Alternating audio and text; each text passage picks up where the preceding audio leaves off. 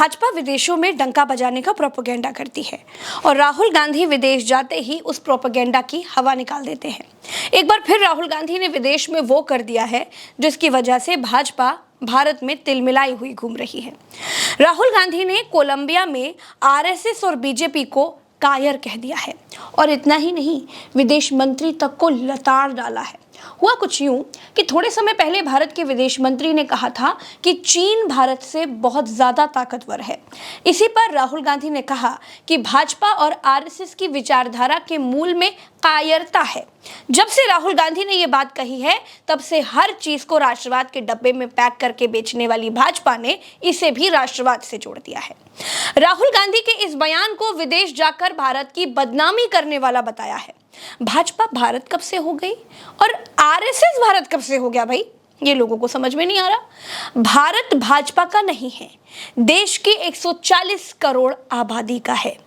दोस्तों, मैंने कहा ना कि भाजपा हर चीज को राष्ट्रवाद की पैकिंग चढ़ाकर बेचती है, लेकिन क्या चीन को भारत से ज्यादा ताकतवर कहना ये राष्ट्रवाद है? शत्रु का बल हमारे बल से ज्यादा है, क्या ये कहना राष्ट्रवाद है? इसी भाजपा के विदेश मंत्री एस जयशंकर कहते हैं कि चीन हमसे बहुत अधिक ताकतवर है, हम उससे मुकाबला कैसे कर सकते हैं। इसके बाद राहुल गांधी ने कहा कि इस विचार के केंद्र में कायरता है। वो सिर्फ कमजोर लोगों को निशाना बनाते हैं और जो ताकतवर होते हैं उनसे दूर भागते हैं।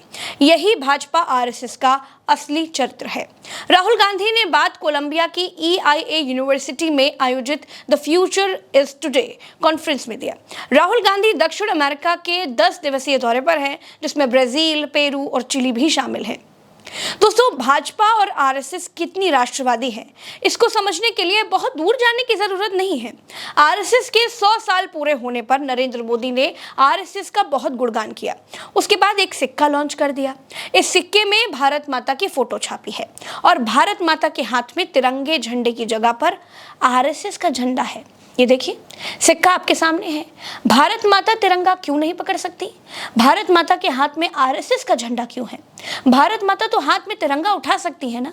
मोदी ने आरएसएस की बढ़ाई की, लेकिन कांग्रेस ने आरएसएस के कुछ और गुण बताए। आरएसएस के 100 साल हो रहे हैं तो टीवी पर, अखबारों में सरकार के नुमाइंदों द्वारा आरएसएस का गुणगान किया जा रहा है। लेकिन आरएसएस का गुणगान किस बात के लिए किया जाए?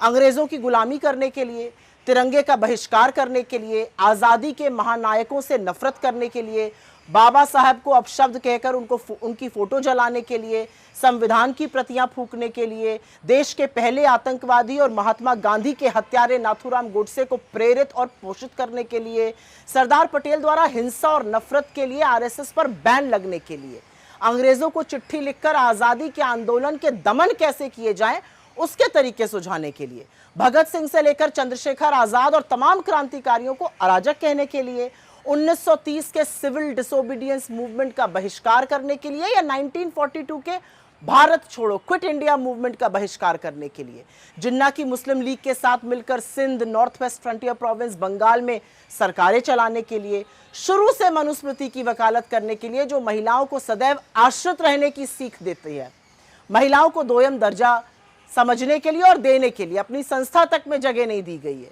हाशिए पर पड़े लोगों को निम्न श्रेणी का समझने और मानने के लिए, सामाजिक न्याय और आरक्षण की खिलाफत करने के लिए, आज तक एक भी दलित, एक भी पिछड़ा, एक भी आदिवासी प्रमुख न चुनने के लिए, घोर सांप्रदायिक और घोर जातिवादी होने के लिए, आखिर किस चीज के लिए आरएसएस का महिमा मंडन किया जाए, आरएसएस का गुणगान हो? ये जो लाल किले की प्राचीर से नरेंद्र मोदी जी ने आरएसएस का महिमा मंडन किया, ये असल में बौखलाहट है कि किसी भी तरह उसे कुछ मान्यता मिल जाए। लेकिन ना भाषण से, ना सिक्का जारी करने से आरएसएस का सिया सच बदला जा सकता है। उनकी ट्रेनिंग का नतीजा ज्यादा दूर देखने जाने की जरूरत नहीं है।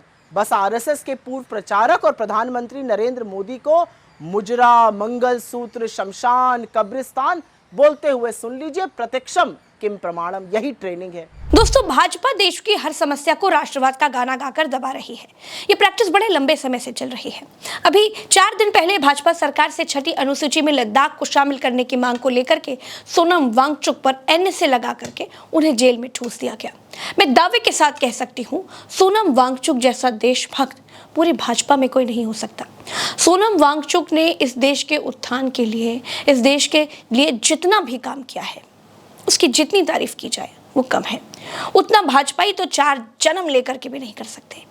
जिनके लिए मोदी सिक्का लॉन्च करते हुए घूम रहे हैं, वो भी वांगचुक की बराबरी 4 जन्म लेकर के भी नहीं कर सकते। भाजपा हर मसले को राष्ट्रवाद की राख डालकर बंद कर देना चाहती है। अधिकार मांगने वाले सोनम वांगचुक को देशद्रोही बता दिया है। सोनम वांगचुक तभी देशद्रोही घोषित किए गए जब उन्होंने भाजपा को उसके झूठे वादे याद दिलाए और आंदोलन करना शुरू कर दिया, पूर्ण राज्य का दर्जा मांग लिया। सोनम वांगचुक की पत्नी गीतांजलि इस गिरफ्तारी के बीच सुप्रीम कोर्ट तक पहुंच गई हैं। सोनम वांगचुक की पत्नी गीतांजलि ने वांगचुक को तुरंत रिहा करने की मांग करते हुए हेबियस कॉर्पस यानी बंदी प्रत्यक्षीकरण याचिका लगाई है। 2 अक्टूबर को भारतीय संविधान के अनुच्छेद 32 के तहत सुप्रीम कोर्ट में रिट याचिका दायर की। उन्होंने दावा किया कि उनके पति की गिरफ्तारी अवैध है। गीतांजलि ने यह भी आरोप लगाया कि दिल्ली में हर जगह उनका पीछा किया जा रहा है। उनके एक कर्मचारी को भी हिरासत में रखा गया है। गीतांजलि ने यह भी कहा कि आज 1 हफ्ता हो गया है, अभी भी मुझे सोनम की सेहत, उनकी हालत और नजरबंदी के कारणों के बारे में कोई जानकारी नहीं है। गीतांजलि ने वकील सर्वम त्रित्रम खरे के जरिए दायर याचिका में वांगचुक की हिरासत को चुनौती दी है। साथ ही उनकी तुरंत रिहाई की मांग भी की है। दोस्तों, सोनम वांगचुक तभी देशद्रोही हुए जब उन्होंने भाजपा सरकार के खिलाफ अनशन किया। इससे पहले तक वो बड़े प्रचुर मात्रा में राष्ट्रभक्त थे। भाजपा के खिलाफ जाना इस देश में देशद्रोह मान लिया गया है। तानाशाही चरम बिंदु की तरफ बढ़ रही है। फिलहाल मेरे साथ इस खबर में इतना ही। चैनल को सब्सक्राइब कीजिएगा, वीडियो को शेयर कीजिएगा। नमस्कार, जय हिंद।